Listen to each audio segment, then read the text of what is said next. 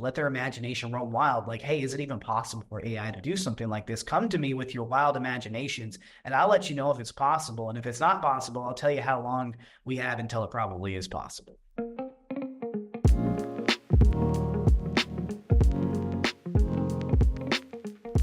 Thank you for joining the Free Time Mastermind podcast. I'm your host, Robert Gaines, and today's guest is AI expert Brandon Collins.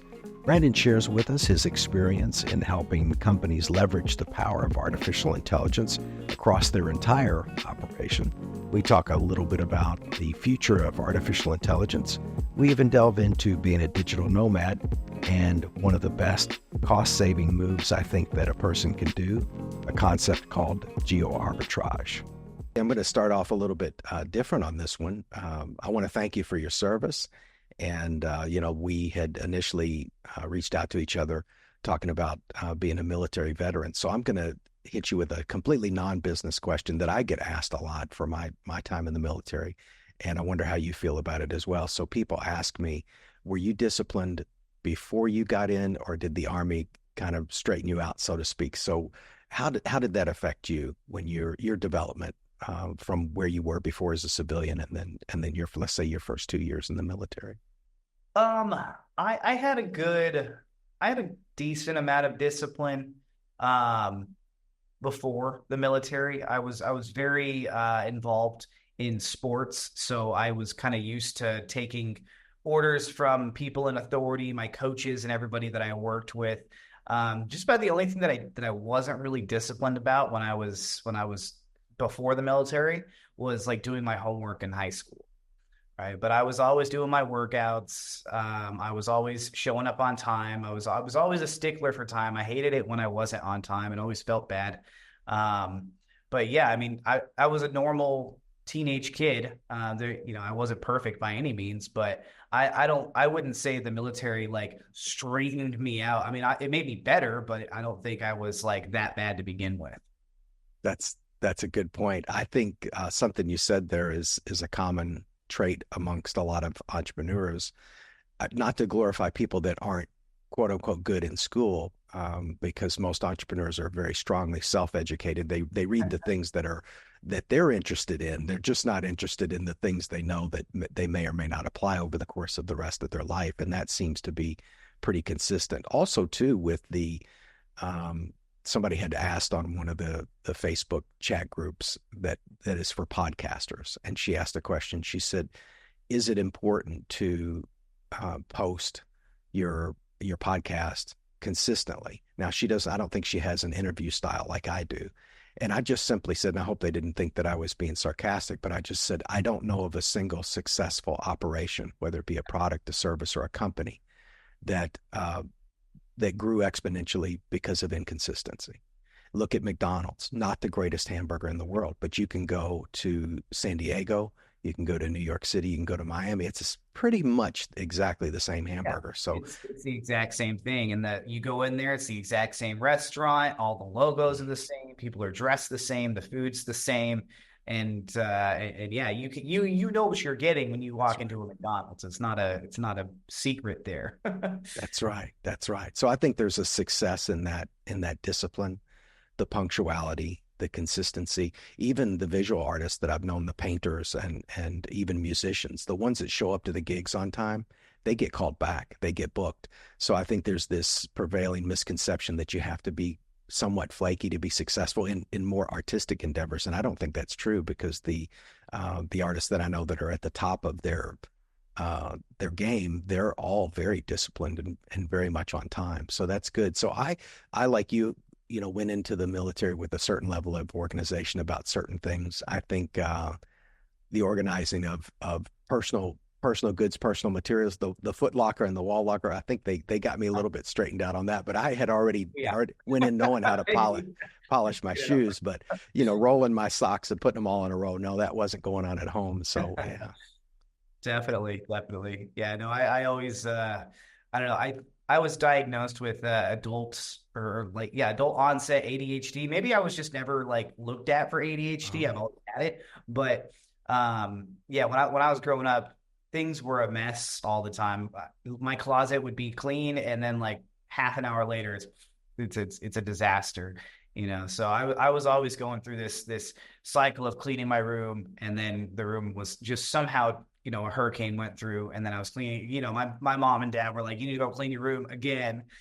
So I don't know if that's just part of my personality, but the military definitely helped me with the organization and keeping things dress right, keeping it always that way. And now I'm kind of anal retentive about it. Well, I think that's again another fantastic trait of entrepreneurs. A lot of them have ADD or ADHD, but once they learn how to harness it, so some people say, well, it's a weakness. Well, if you harness it and you can focus that power, focus that frantic energy that you have inside of you and aim it at a singular purpose. Oh my goodness, the things that you can achieve. So I'm going to tie in your military with something that I noticed about your background. Of course, in the military, we love our acronyms. And there's even a company that I work for. I was really comfortable working with them because there was an acronym for everything. It was a little tough for new people to come in and understand the language of the company, but there was so much to know that you just have to start putting things down. And when we did the pre-interview, we had talked about the fractional CAIO. Can you break that down and explain to me what that is and what that means in business? Yeah, fractional CAIO, that is something that is not common. In fact, I think I'm one of the very, very first few people to actually use that term. It stands for Chief Artificial Intelligence Officer. And whether I was the one that created it or if I just thought of it and it's already been out there, either way, when it came to mind, I decided to start using it. It was because I had already seen that the market was just saturated with AI consultant, AI expert, AI, XYZ, AI strategist for your business. And for me, none of those really rang true with what I wanted to offer to businesses, which was I want to come in at that strategic level, the C level, oversee everything, and then use my knowledge about AI and systems and automations to be able to pick and choose like, hey, we can add AI here. We can add systems and automations here. We can add a little bit of AI for some data analysis here, content creation, marketing, blah, blah, blah. But the reason I wanted to do that was because I don't want to just be pushing a software. I don't just want to be pushing one specific AI service like chatbots or anything like that, because one software, while it may be an excellent tool, if the business is not ready for it or if their structure just doesn't align well with how the software works, then it's not going to be a good software no matter how good the software actually is, no matter what the software does. So I find a lot more enjoyment coming in at that strategic level and saying, okay, this is your whole operation. This is where I can see we can add AI and systems and automations. You even threw in another it was a singular letter when you said the C level, and of course we're talking about the C-suite, which for a long time I didn't know what that meant. I kept running into it in books, and I just tuned it out, and then I realized later, oh, the C-suite is the suite, the floor, so to speak, that holds the people with the C designation in their title, CFO, CIO, CEO, and things like that. But so for our audience, I always try to break it down a little bit because some people are at different levels, and of course at one point I didn't know. But I think that that's very forward thinking on your part because I have no doubt that major corporations are going to be implementing people well, look what they did in the past couple of years. They've created new titles at the C-suite level to address different things, maybe sociopolitically. So naturally, with the rise of AI, it seems only natural that there's going to be titles related to AI because it's becoming the everything of everything. Yeah, and what I like about it is that as you know, at that C level, decisions that a CFO makes are going to affect the entire business, and it's going to affect the other C-level positions. And that's what I like about it, is because as a fractional CAIO, or if I come in and have that permanent position as the Chief Artificial Intelligence Officer, I can go and I can see and I can work with those CFOs, those CMOs, COOs, so what have you, and say, hey, look, this is where we can implement AI in all of your positions, rather than just in one spot. So that's why I wanted to go with the C-level type of position instead of just saying, hey, I'm an AI consultant, I'm an AI expert. It's like it doesn't necessarily say that the decisions that I'm going to make and the systems and processes I'm going to implement are going to affect the totality of the business. Now, in with that too, I wanted to move to the left of the timeline a little bit and talk about your experience with Easy Messenger. I've heard that company's name many, many times, and I wanted Yeah, you to share your experience with them because for sure. I think that actually ties into previous guests too. But I'm sorry, go ahead. Yeah. Well, Easy Messenger, great company, great group of people. I'm close with the owners and the founders of Easy Messenger. Phil and Joe are great people. My affiliation with them is I'm actually a reseller, so I don't just affiliate with them, and sell products and get a commission. I'm actually a reseller, so I have the ability to sell Easy Messenger and take 100% of the revenue that I make from that. I also have a lot more control over how my clients are treated when they're using Easy Messenger. I'm kind of that first line of support for them. So that's my relationship with them. And what I can say about the product that itself is that in Easy Messenger, I have to kind of thank Easy Messenger because it's what allowed me to go through that evolution of thought where I was like, I don't just want to push software because I was pushing software. I was pushing Easy Messenger and a couple of other softwares on people, and they were coming to me and saying, "Hey, it's not working." And I had to say, like, why is it not working? I've got this person set up. I put all of my knowledge about AI in setting up their Easy Messenger to go and do what it's supposed to do, but they're not seeing the same results that I've been seeing or some of my other clients are seeing. And what I realized is that not all businesses are one the same or two in the same spot in their development. So a tool like Easy Messenger is an incredibly powerful tool, but if you don't have the infrastructure, the foundation in place that you need for a tool like Easy Messenger to come in and grow and scale your business, it's not going to be of any help to you. You're not going to see the results, the typical results that someone that has that foundation in place normally would. So that's been my experience with it, and that's why now I don't just push software. I push the whole like, hey, let's bring AI into your business, but let's see where we need AI. Let's see where we need systems and automations and structure first before we start just throwing software at the problem. And can you give us a brief description of what Easy Messenger does? Sure thing. So Easy Messenger takes your personal Facebook profile. And that's the key. There's your personal Facebook profile. It's not a business page. It's your personal profile, and basically turns it into an AI outreach. I call it an AI DM appointment setter, right? Because that's typically how it's used is to set appointments. That's how I used it. That's how I went from $0 to $7,000 in 1 month just using Easy Messenger. What it does is you put your target clients, say if you know that your target clients are in a specific group on Facebook, you know they have a specific type of avatar, you know where to find them, you can scrape all those clients and put them into a list. And then the AI goes and it reaches out to all of those clients about 30 to 50 messages per day once you get your account warmed up. And when those leads respond, the AI continues that conversation towards whatever marketing goal that you program it with. Now, typically the marketing goal is appointment setting, but you can also set it up to have people opt into your newsletter. You can have it set up to send people to a web page. You can have it set up to, like I said, book a call with you, or even just download something from you. But typically it's used as an appointment setter. That's how I've seen it being used the best, but it can be used for those other ways as well. Fantastic. It sounds like a lead, in a way, a lead generation. Like you said, it could be appointments, could be set to close a particular thing. Let's say somebody's selling a membership, for example. I guess it could take them to a squeeze page or a click funnel or one of those tools. Yeah. And if you've been on like LinkedIn or used any of those LinkedIn automation type of tools, it's very similar to that. But what makes it stand out, make it different is on those LinkedIn tools, when the person responds, you have to continue that conversation and you have to try to do it. The thing with Easy Messenger is that when they respond, the AI analyzes that conversation, analyzes their response, and then based on the programming and the marketing goal that you set it up with, it's going to respond as if it's you, and lead them towards whatever the marketing goal is that you programmed it with. And what's the back end on Easy Messenger? Is it accessing some larger, obviously some large AI model somewhere?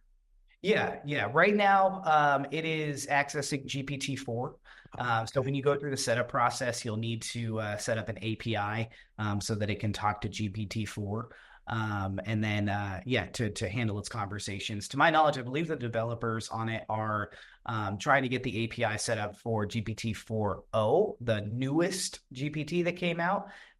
The software itself is already incredible. I've already made a decent amount of money. I know that a lot of my clients have made a lot of money with it as well. But once they have it using GPT-4o, it's going to be a whole different ballgame because you can't even tell that you're talking to an AI when you're talking to GPT-4o. When you have discussions with people and they have that concern about AI, and some of the concerns range from extremely unfounded to maybe rooted in some form of reality. How does that conversation go where you're getting people kind of over the concern about AI in their company? The conversation, at least the way that I go about it when people are apprehensive about adding AI is a lot of time it is because they haven't been exposed to really just what AI could do for them. So I will go and I'll bring examples like, hey, this is what AI did for this person. This is what AI did for this person. And I'll look at what their business is actually doing. And I'll say, okay, do I have any examples of how AI has helped somebody else that I know that's in that industry? And if I don't know of any actual case studies or examples, I know enough about AI to say, hey, look, this is what we probably could do. This is what we definitely could do with AI. And typically when people start seeing like, oh wow, I could pretty much shut off my entire customer service department just by programming an AI with all of my company information and how I wanted to interact with my clients. That's freaking crazy. And people are starting to open up their eyes to it a lot more. And to your point, when you talked about the internet, there was a graph or there was like a study that I saw, not necessarily a study, but there was somebody that posted some data that I saw, which was really, really cool. And it showed the rate of adoption for the internet. And then it showed the same on the same line or on the same graph, it showed the rate of adoption for AI. And it was like 5 times faster. So people are really starting to adopt AI. It's one of those things where the internet was kind of a slow burn. I know that there was a few years there where people were like, I don't know about this, and then it finally took off. With That's right. AI, it's seeming to kind of be the exact opposite. People are like, holy freaking crap, and they're jumping on it as fast as they can. You have been talking to other companies and building a client base.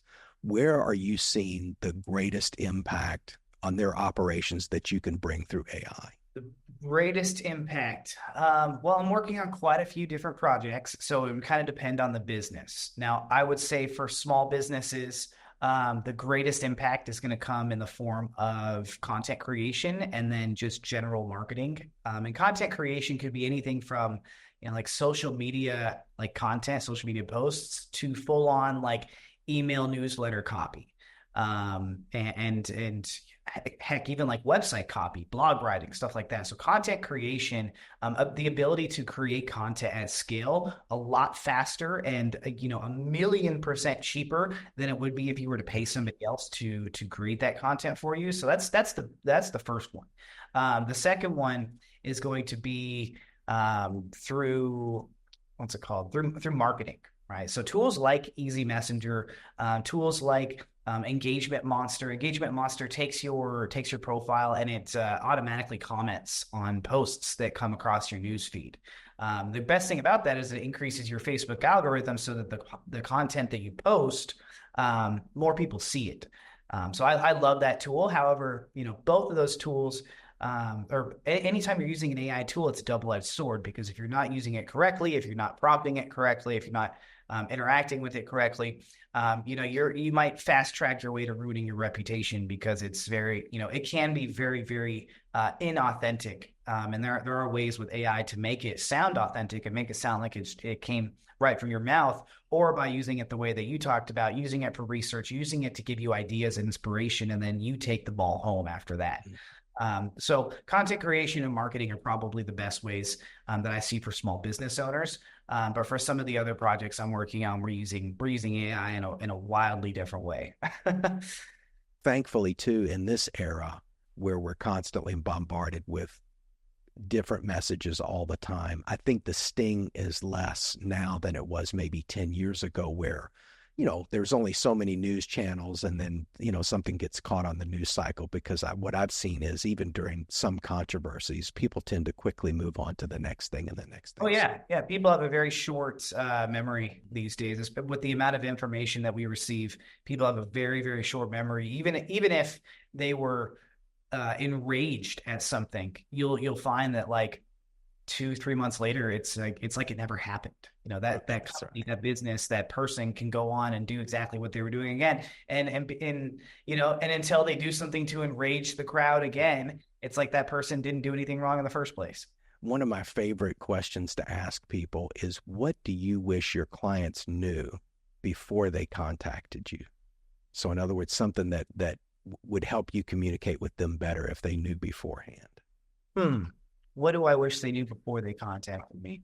I wish my clients or I wish people just knew the or at least had an idea of just how powerful and how many different uses AI can be used for. Right? Because I can sit here and I could talk for literally an hour on this entire podcast, talking about the different ways that I know of that AI is being used for. It's not just for marketing. It's not just for talking or creating content. It's not just for analyzing a little bit of data, giving you ideas and stuff like that. There are some very, very cool things that AI can do, and you just kind of have to open up your imagination about it and be open to like, oh crap, this is actually possible.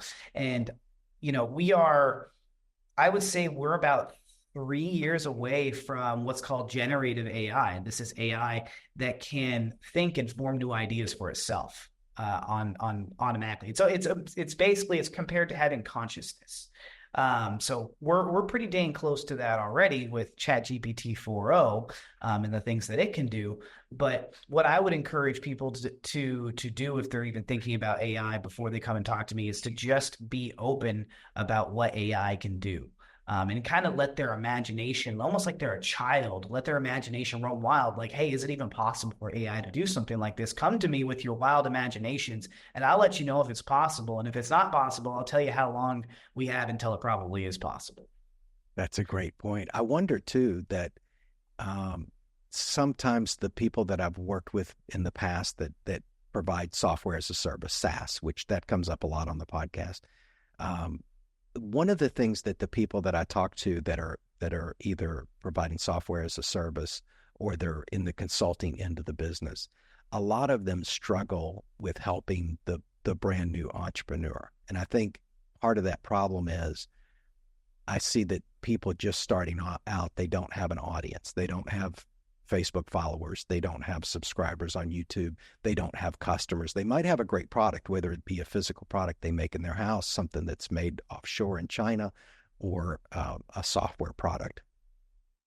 Do you know of anything that can help those people? Because I know that's probably the majority of our audience so far are people that are either at the beginning of their journey or they're curious about becoming an entrepreneur, whether it's home-based or they have aspirations to have a this traditional storefront like a brick and mortar. What I would say to that, and because I'm kind of going through the same thing right now, right? I have done some amazing things. I am working on some pretty cool projects. And I am making a good chunk of change doing what I am doing right now. I'm able to provide for myself and my family, and we're able to put some money away, right? So I'm not going to say that like I'm in the struggle right now, but what I will say to all of your listeners out there, the people that are watching this, is that the best thing that you can do is get more eyeballs onto your business, right? And you're like, okay, well, how the heck do I do that? Nobody is going to listen to you until you're somebody. There's always like that overnight success, right? It takes like thousands and thousands of hours to become that overnight success. Nobody's ever going to see you while you're going through that work. Nobody likes to go and watch a house get built because it's freaking boring. You see, like, what are these people doing? They're putting stuff on the ground. I see a little bit of wood. I see a little bit of cement. What's going on? And then, a month later, they come and they're like, holy crap, look at this amazing house. right? So it's the same thing with business. You have to just, in my opinion, no matter what business you're in, it could be coaching, it could be the insurance industry, it could be plumbing, it could be roofing, right? Just start talking and creating content, because content is king right now. Information is king. Talk about your journey, talk about the projects you're working on, talk about anything you possibly can. And if you don't know what to talk about, ask AI what you should talk about, right? And there are things that you could and should be doing, like creating content. Like my strategy right now with what I'm doing, and anybody out there might see that this might be a good strategy for them, is I am getting on as many podcasts as I possibly can. I'm connecting with as many people as I possibly can. I'm trying to speak in front of as many people as I possibly can, because I know that if I can speak in front of 1,000 people, and if 1,000 eyeballs will see me, maybe anywhere from 0.1% to 1% of those people is going to say, hey, that's the guy I need for my project. And that's all I need. I only need that 0.1% to that 1% of 1,000 people that see me. So to take it even further, I know of a couple of softwares and AIs that people can use to put more eyeballs onto the content that they're creating. There's one that just came out, and I wish they had an affiliate program for it, because it's awesome. I would be pushing the heck out of it. It's called boundlessleads.tech.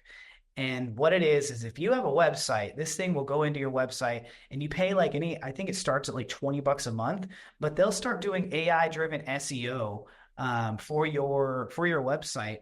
And over the course of 3 to 6 months, they have all of the case studies to show that all the content that they're putting out, all the backlinks that they're creating, and everything that they're doing for search engine optimization on your website, it freaking works. And it's about 1% of the cost of hiring a marketing agency to do your SEO for you. That's Right. incredible. So, if you're creating content, put it on your website, and then have something like that working in the background to give more eyeballs on the content in your website. And then before you know it, people are going to be like, wow, who's this guy that I'm talking, or who's this guy that I'm talking to right now? It seems like he's been doing this for a really long time. How come I've never heard of him? And that wouldn't be possible if you didn't have the content that you created from the beginning. That's So right. that would be, I know that's kind of a long-winded answer. No, that's a great That's answer. what I would recommend to people that are kind of going through the startup process. Like, yeah, it's not sunshine and rainbows. It freaking sucks. Nobody knows who you are. You don't have any respect. You haven't earned that yet. You have to go through the weeds before you can see the success of business. That's right. That's right. I run into a lot of what I would call artisan entrepreneurs, and that comes from a book that I can't think of right now that I read about 15 years ago, but a lot of somebody who's a creative talent, and they want to bring their product or service to market. And a lot of those people that I've run into, they don't consider, even though some of them are, they don't consider themselves very charismatic. And let's face it, a CEO, more so than, let's say, the president of a company, is more like a political position. You're out there kissing babies, you're at the county fair, you're doing, and if you're a solo entrepreneur, you have to be all of those things. So a lot of people are shy. They're concerned about going on camera, even though I don't feel uncomfortable speaking in front of people. It was, the concern for me starting this podcast is I know I was going to share stuff about work. And there was a couple of episodes ago where I talk about certain things I do in the office when I work that coworkers didn't know, and coworkers watched it and they were like, wow, we didn't know. And I was a little embarrassed, but to your point, you have to put yourself out there, or have somebody partner with somebody that'll get out there and kiss those babies and go to the county fair. Yeah. It used to be, you would send somebody out, maybe your marketing person, to go to the Greater Chamber of Commerce, mixer events, networking events. I live about an hour away from Orlando, Florida. I'm not there at the moment, but even as big as Orlando is, there's hardly any networking going on there face to face, which is shocking to me, because, nothing can replace looking somebody in the eye, firm handshake, talking to somebody about your business and building a connection. But we just have to figure out how to do that virtually. But the fact that you're putting yourself out there, going on these different podcasts, obviously with the hope that their audience will become part of your audience, vice versa. I think that's exactly the way these solo entrepreneurs that are about to start, are just starting out.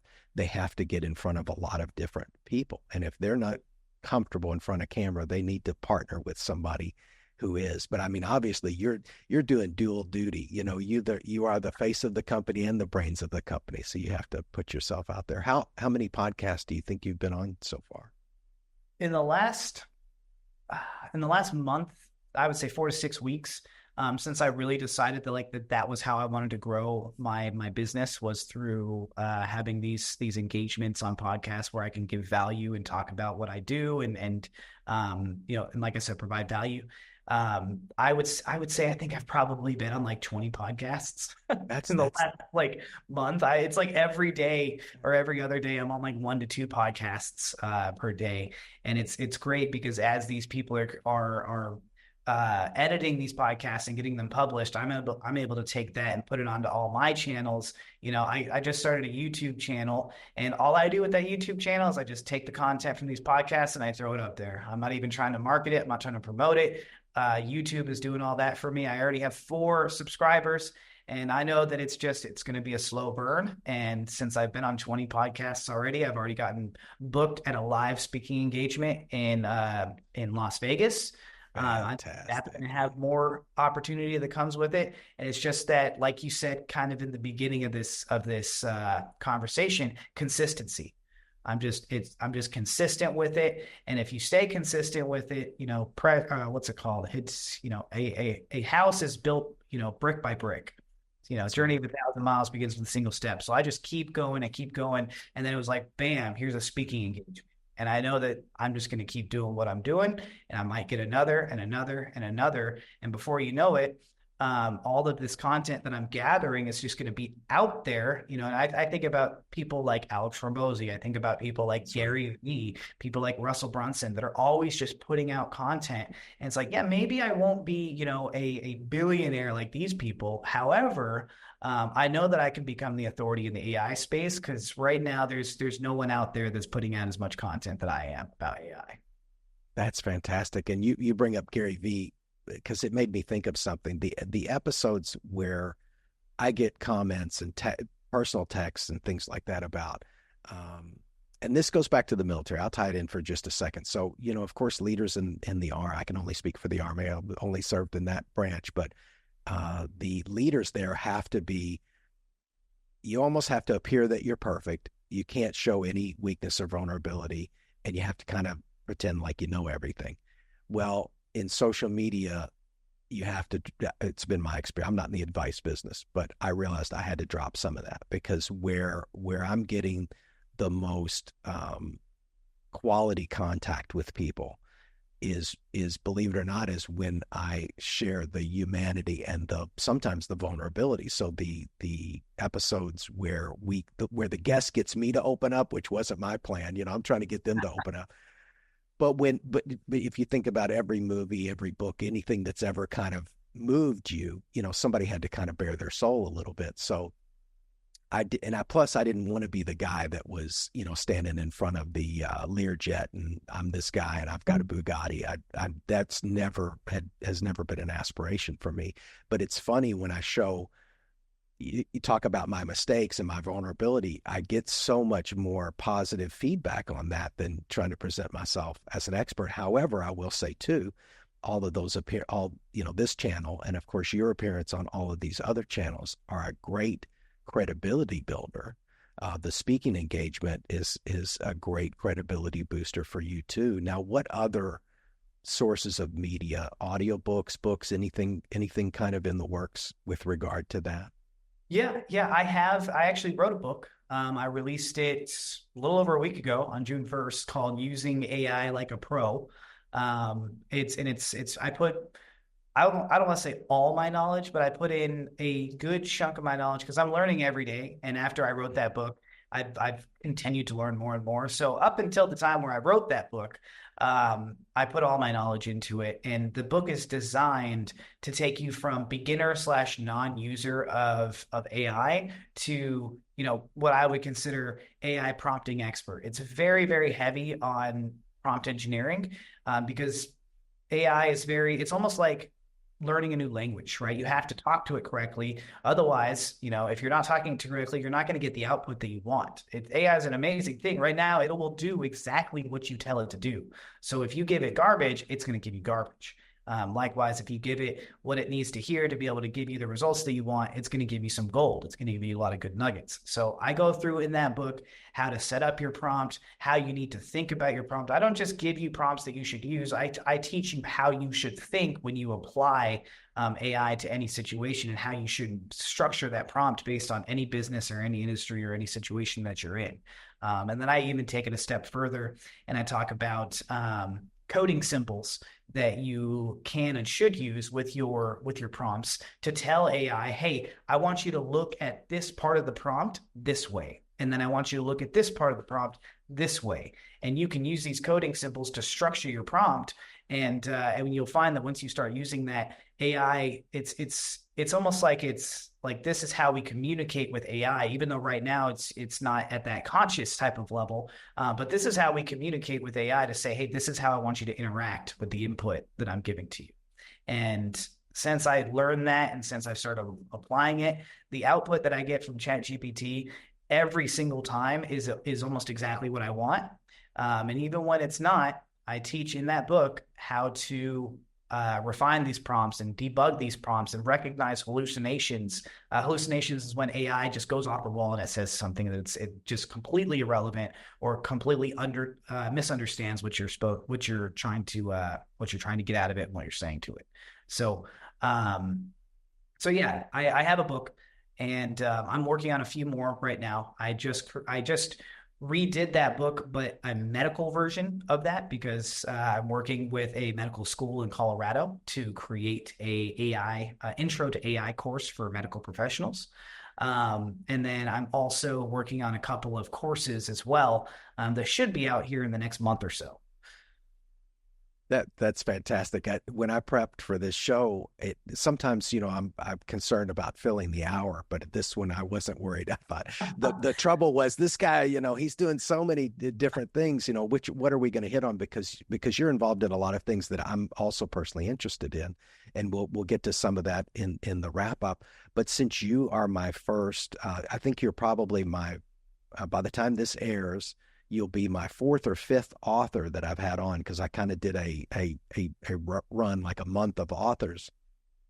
But you're the first nonfiction author. So there's been some questions I've been saving up for nonfiction authors, particularly since yours is tech-based. So let's just back up just for a second. And is that book an ebook? Is it a printed book? Is it an audiobook? So let's talk about format first, and then I have some follow-up questions. It is an ebook. Yeah. So with an ebook, is that through Amazon, or is that directly through your site? So it's going to be it is directly through my site. And the reason being, for anybody that's thinking about creating a book and selling a book, if you sell your ebook on Amazon, if you're going to have to charge $9.99 and no more than that, because Amazon's going to take 30% if you charge $9.99 or less. If you charge 1 cent over that, if you charge $10, Amazon's going to take 70% of that sale. Now, my book is on sale for $29.99, just because of the amount of value that's inside of it.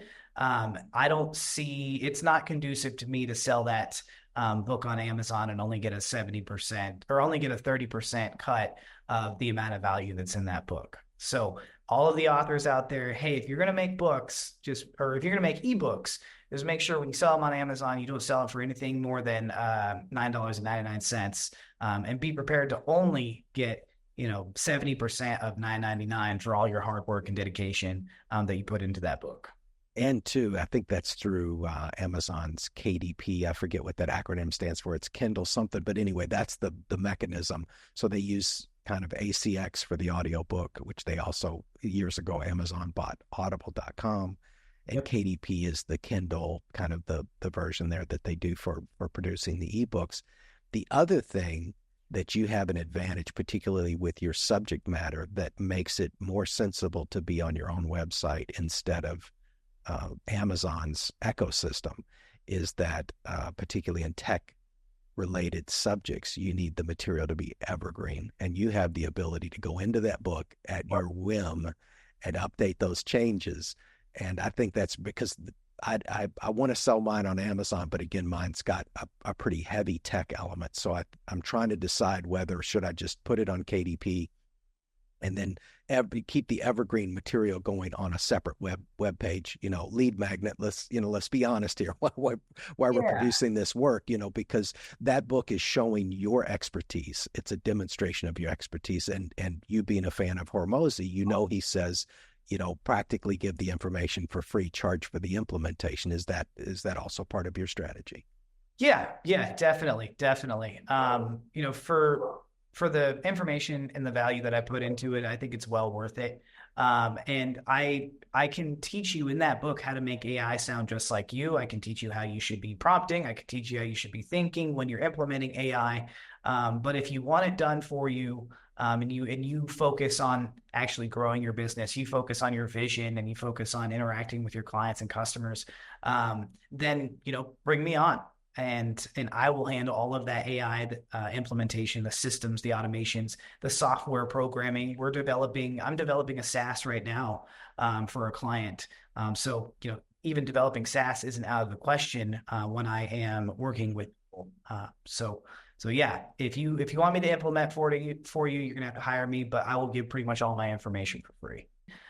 So I have rates that I charge people, but I'm flexible. And when I say flexible, I mean, if you can meet the absolute minimum and then we make up for the rest, with revenue share or some type of other agreement, that's something that I'm open to. I have a client right now that I just signed on, who is strictly rev share. And I'm excited about that one because I'm pretty sure I'm going to be able to put like 20 or 30 grand in his pocket in the first month of working with that. That's incredible. And that's another Alex Hormozy, that's part of his model, right? He doesn't really want to run so much of his own businesses anymore. It's like an angel investor, but he's involved. And I think Yeah. maybe in a future episode, we'll go a little bit more deeper into his methodology, because I do think his books are very solid. And, I do like the information that he shares. And plus he's, a guru, big time on social media. If you go on any platform for more than 5 minutes, you'll bump into him.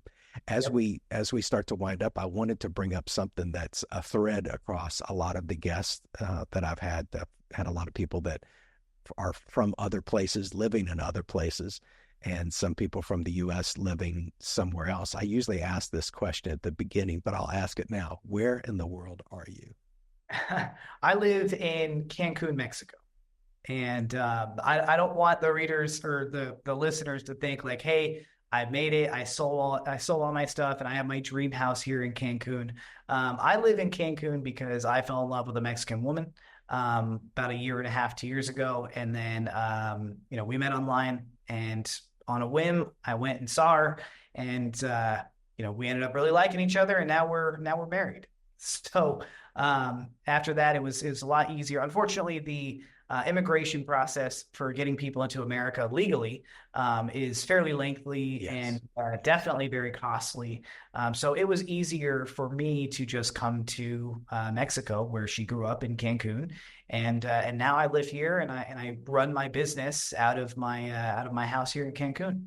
How much do you think you're saving, Bert? Well, let's, and you don't have to go into too much detail, but if you can share what city you came from in the United States, and what running your business there costs versus running it back home, because Yeah. you're engaging in. I've been wanting to drop this word for several podcasts, but it's called geoarbitrage. So if you're in a much cheaper location running the same business, you're saving so much money just because of the lower cost of living or the lower cost of doing business in another country. Go ahead. Sorry. Yep.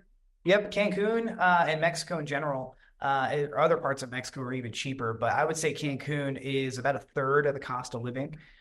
From Phoenix, Arizona is where I came.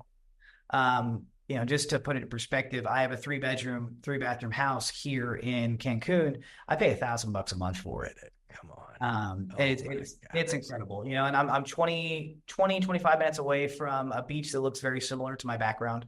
And the food, just to give you an idea, I don't know if you've gone to get Mexican food recently, but if you go to a Mexican restaurant, you get Mexican food, you're looking at tacos that range anywhere from $5 to $7 a taco. Right? Yes. You're like, we're going to give you 3 tacos. And it's like freaking 15 to $20 for 3 little tacos. here in Mexico, man, I can go and get tacos for 60 cents a pop. And it's amazing. The food is just so much better here in Mexico. So yeah, to answer your question, geo arbitrage is a real thing. Pretty much everything besides fuel is cheaper than living in America. That's great. You anticipated my next question because I was going to say, I'm sure there's got to be a few things that are a little bit more expensive. But then again, I would assume, like in a lot of countries outside of the United States, vehicle ownership and even home ownership is a little bit less common. And even, let's say, refrigerators, when we go to Walmart or Target's grocery or whatever, we'll often shop for the month. And that's almost unheard of outside of the United States. Our Yeah. refrigerators are as big as a Mack truck, but I've seen in Central and, well, particularly Central America, the refrigerators are very, very small because they might shop for the week or maybe shop for the day. And there's also a culture of just eating street food, which sometimes you can find some really healthy options, and it's cheaper and faster than cooking in the house and having to deal with all the dishes. So do you guys do any of that where it's just for dinner? You just go down to the best street vendor and get something good? We're about half and half. Yeah, for dinner we usually go out to a street vendor. We call it Walmart tacos because there's a Walmart like right down the street, and there's a taco stand right outside the Walmart, and so we just call it Walmart tacos, and it's some of the best tacos I've ever had. But yeah, I mean, to your point there, we generally shop for about 5 to 7 days. Our fridge is fairly small. It's definitely smaller than the fridge that I have back in my home in Phoenix. So yeah, and then like I said, the only thing that's a little bit more expensive than America is the fuel because you're paying per liter here, and here in Cancun it's a little bit more modernized than say like Chichen Itza or Merida or something like that. So fuel is going to be a little more cheaper it's going to be a little bit more expensive because it's more modernized. There's a fairly high tourist industry here in Cancun. And, I think fuel comes out to almost $1.75 per liter. And there's about 4 liters per gallon. So you can do the math there. I'm paying like $6.50, $7 per gallon here in Cancun. But everything's within like freaking 5 to 10 minutes from me. So that will fill up our car and I'll still be good for like 2 weeks. But wrapping up, Brandon, I appreciate you coming on. Share with the audience all the different ways that they can reach out to you. For sure. Facebook is probably the best way to get a hold of me if you just want to have like a small chat through Messenger. Facebook.com/the real Brandon Collins. And then LinkedIn, I'm on LinkedIn as well, linkedin.com/bcollins90. And then if all else fails, if you can just remember brandonaiconsultant.com, you can go and schedule a call with me there, and you can see all of the other podcasts and interviews that I've done as well. Because as soon as I get them, I throw them up on my website. And the best place for the book? Best place for the book is usingailikeapro.com/home. Again, it's on my website. So if you go to my brandonaiconsultant.com, the book is going to be on there. You just click that, takes you right to it. You can purchase the book from there.